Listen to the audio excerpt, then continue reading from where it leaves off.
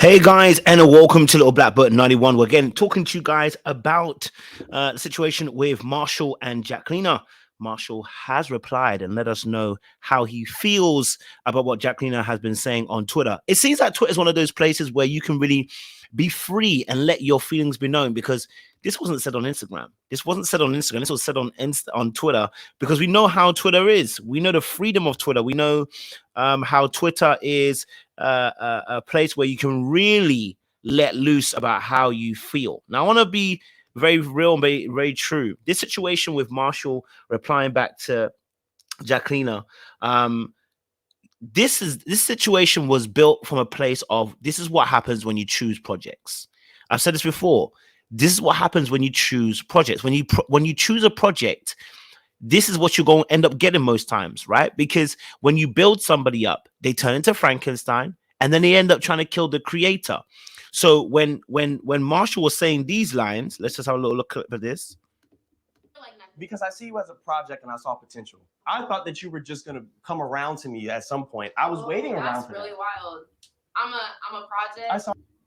So when he saw her as a project, when you build someone up like this, you're asking for trouble. Okay, we're going to talk a little bit more about him clapping back and what this means for himself and Jacqueline furthermore in the next few episodes as well. So stick with us. If you're new to the channel, like, share, subscribe, click on that bell button for notification of the uploads. Make sure you click on that black button as well. It just means that you can click on all notifications as well. So because sometimes what happens, you guys will be saying you don't get notifications, and the reason being is because you must click on the bell button to also be able to subscribe for all notifications. Okay, let's get into this. Let's talk a little bit about Jacqueline, and talk a little bit about our brother Marshall as well. I think what's really interesting about this whole situation is the fact that as Marshall has clapped back, he spoke on the issue, which is specifically to do with the questioning of his manhood, or shall I say, sorry, apologies, masculinity, right? So he puts here, the only sugar I got goes on those effing pancakes. Now we know he obviously cooked some mad pancakes for her in episode 7, I believe. And she was eating, she was munching, baby. She was not complaining about his sassiness then, or complaining about his feminine energy then, or questioning his sexuality then at that point. So that was interesting as well. But in all reality, him clapping back is you could say it's important, but I also say that, you know what, I'm not saying he shouldn't respond. He should respond. But I think the way that Jacqueline wants to draw him into a toxic battle, I don't want him to start going down that road right now. And the reason why I say that is because that's what happened in the actual episode 8. This argument that they're having in episode 8, let me bring it back onto episode 8, that they have is actually the toxic battle I'm talking about. You don't want to be drawn back into it. I saw you as a project. Okay. You have not been in a real relationship before. You also say that you're not emotionally available at times. I've been in relationships before. Now, listen, people like Jacqueline, listen, they're going to thrive over the toxicity because they're used to dysfunction, and that dysfunction is normal to them. And so they actually create dysfunctionality around them to make them feel at ease. When they're not beefing people, they're waiting for the next one, because that's what makes them feel comfortable, because they've grown up around that. Now, for Marshall, you don't want to get kicked. I don't want him to keep getting drawn into it. I'm not saying he has, but I want him to be aware and stop this before. And if you're somebody who's dealing with something similar like this, don't get drawn into a toxic battle. Trust me.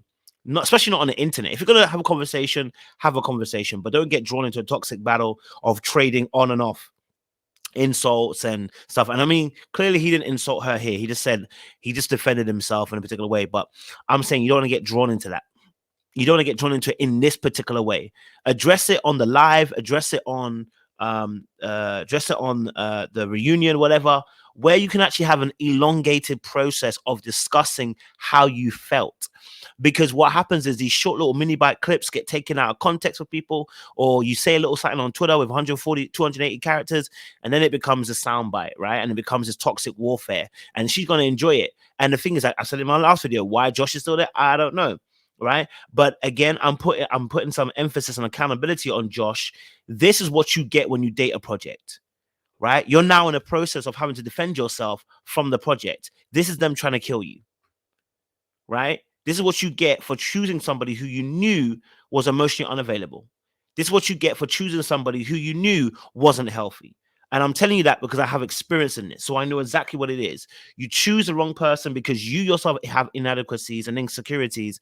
And then they turn around because you're trying to save them. Yeah. You're trying to save them.